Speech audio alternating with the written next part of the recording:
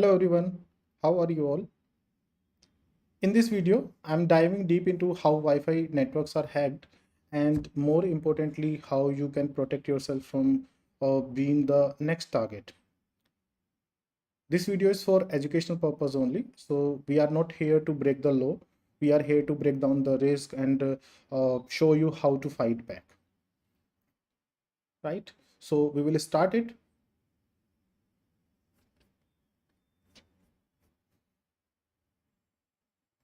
Okay, so first, let me tell you about myself. My name is Sumit Jain, and I'm a penetration tester and security consultant. I have 10 plus years of experience in ethical hacking, VAPT, and red team operations. I have conducted few workshops, trainings, and internships for thousands of students, specializes in blue and red team operations, and I'm passionate about building the next generation of cybersecurity defenders. So this particular video is only made for educational or awareness purpose. All demonstration I'm going to show you are conducted in a controlled environment or on authorized networks. Never perform these attacks on any unauthorized Wi-Fi, right? So the main goal is to help you understand how attackers work and how to protect your network. Okay. So what will be the objective of this session? So basically, you will get understand how hackers can compromise insecure Wi-Fi networks, a real demo using ethical hacking tools, how to secure your Wi-Fi networks like a pro, and some practical tips to stay protected in 2025. So basically, how you can uh, protect your Wi-Fi, how you can increase your Wi-Fi security. So the tools I'm going to use in this particular video is Kali Linux operating system, a additional Wi-Fi adapter, which is monitor mode enabled, and I'm going to use TP-Link. So the images are here. Then Airmon NG, Aerodump NG, Airplay NG, Aircrack, and some word list to crack the password. So if we talk about the Wi-Fi security standards, so this is the security standard timeline. Like initial days in 1997, 802.11 ratification Wi-Fi is created. Then we have WEP encryption. Then we got WPA encryption, then WPA2, and right now we have WPA3 with additional security measurements. And if we talk about the common difference between these encryption channels, so WEP is less secure compared to WPA3, and WPA and PA2 is also the encryption channel. So the level of security, if we talk about, so in WEP is very low, WPA is low, WPA2 is high, and WPA3 is very high. So if you want to create a Wi-Fi network or are going to use a Wi-Fi network, so it should be considered like you will use the encryption of WPA3, because it is using the key size of 128-bit and 256-bit, and the encryption algorithm it is using is AES CCMP, AES GCMP, and all, right? So let's talk about the common Wi-Fi techniques. So we have evil twin attack, in which the hacker sets up a fake Wi-Fi access point with same name, basically the SSID, as a legitimate one to trick users into connecting. So the goal of this attack is to steal data like passwords or session cookie, or even performing MITM attacks. So this is the most common Wi-Fi attack eventually the hackers are using. Then the second attack we have is de-authentication attack. So in this particular attack, what hackers do, they will sending some de-authentication packet. So basically the goal of this attack is to capture the handshakes, because when the device reconnects or are redirecting to a malicious hotspot. The third attack we have is WPA, WPA2 handshake captures and cracking. So the capturing the handshake when a user connects, some similarly like a de-authentication packet, then using a word list to brute force the password and get figuring out what the real password is. So the goal of this attack is to getting unauthorized access to the Wi-Fi network. Then we have WPS pin brute attack. So in this, it is only exploitable when you are using WPS, which is Wi-Fi protected setup. So this particular setup is protected by the 8-digit pin. So the attackers trying to brute force these pins, 8-digit pins, and try to get your password. Then we have some few more attack, which is MITM over Wi-Fi, Wi-Fi phishing portal, packet sniffing, or KRA crack attack, right? So these are the common examples of common Wi-Fi techniques. So before starting the demonstration, I'm going to tell you that this is the common concept you need to know about before protecting your Wi-Fi, like how these attacks happens, the common techniques, how the encryption works, something like this. So now let's move with the live demonstration. So first you need a Wi-Fi adapter connected with your Kali Linux, and then you need to enable your monitor mode. Once your monitor mode was enabled, you can issue the command to enable the monitor mode, which is airmon-ng and then start WLAN 0. So I'm going to switch my Kali Linux right now and then showing you how these attacks are happen. So first we will open a terminal. You can open it by clicking the terminal icon. Once your terminal is open, what you can do,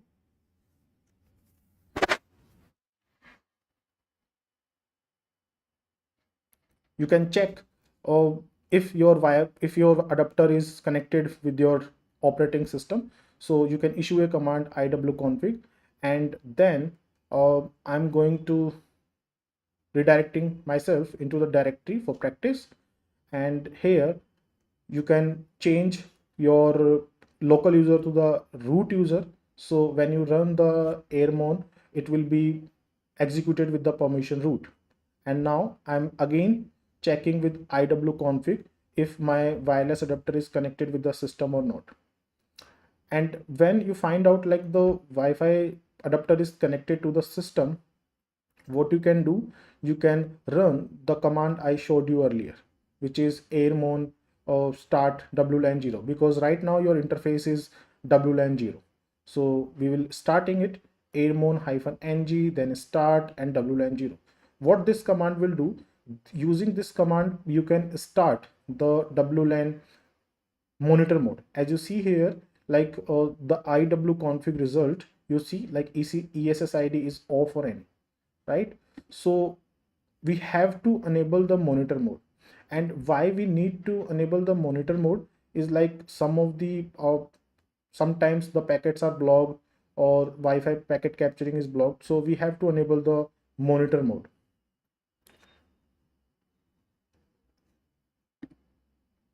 So as soon as you hit enter, your monitor mode was enabled.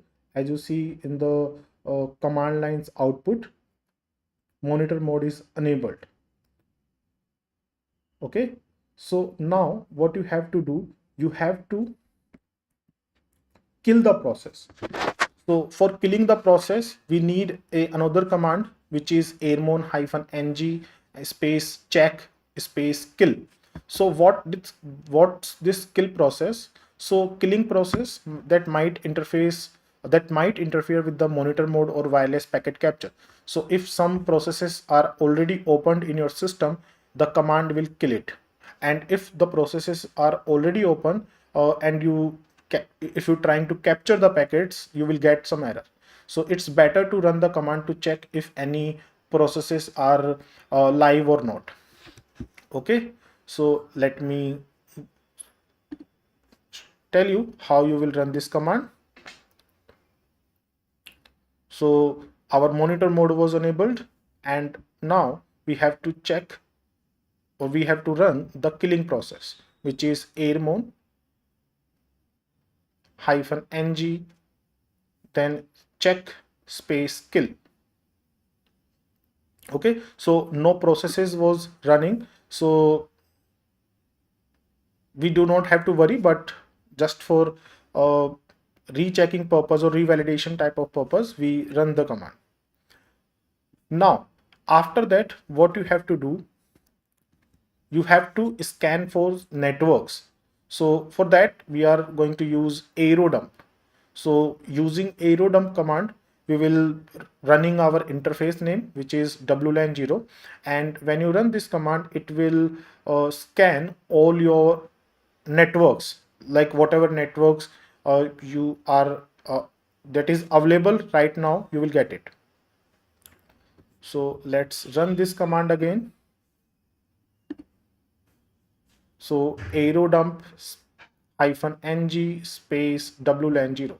Do not forget to mention your interface name.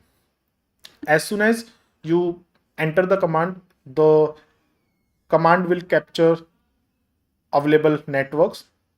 From here, you need to select whatever network you want to attack on, and then you have to use or you have to launch the command for capturing the packets. So to capture the handshake, you need to run this command, which is arrow dump hyphen ng WLAN 0. This is your interface name hyphen c, then your channel name space double hyphen BSS ID space your router address space hyphen W. This is now you have to provide a file name where the captured handshake will be present. So whatever file name you want to choose, you can put it here. So that will be your command to capture the handshake. So arrow dump hyphen ng WLAN 0 space hyphen c, that means channel name. You have to provide the channel ID hyphen BSS ID space router address hyphen W, and again you are going to put a file name here. Okay, so let's run this command.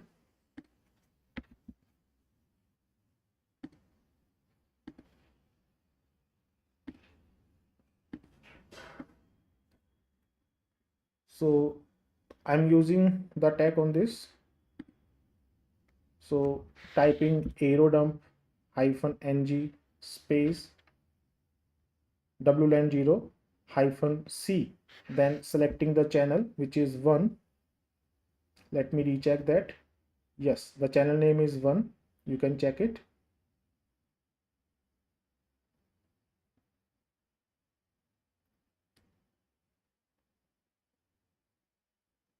Then I will put hyphen BSS ID space the router address. This is the address of the router. So I'm going to put it. Then hyphen W and providing a file name.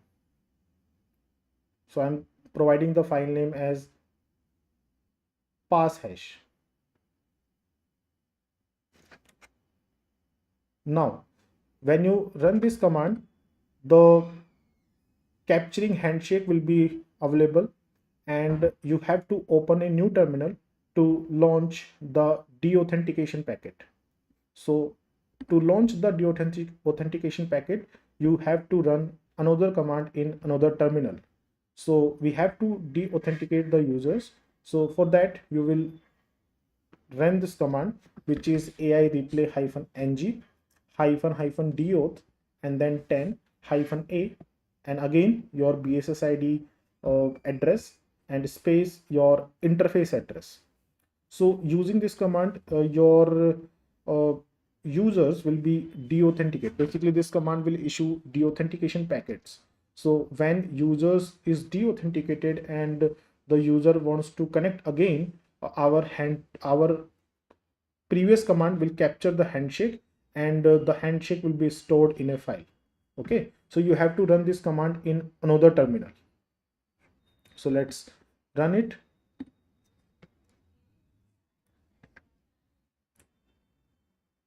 So air replay, let me change back to the root.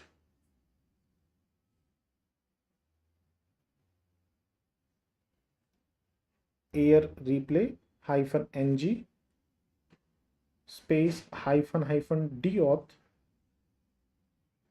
0 -a, then your address and your interface name. So this will issue deauthentication packets. As you see on the terminal right now, the packets are now deauthenticated and you will get the handshake here.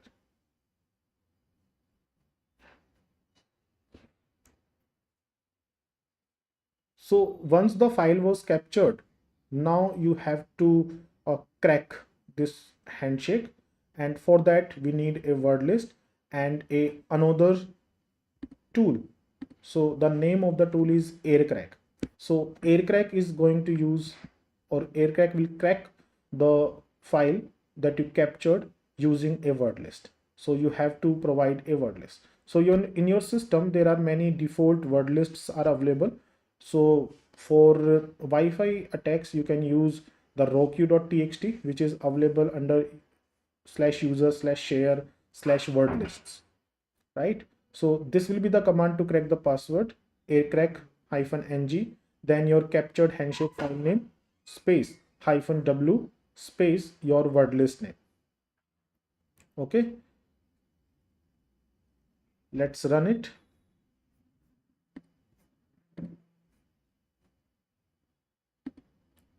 So this is my file pass hash. I'm going to run aircrack -ng, then the file name, which is pass hash, then -w,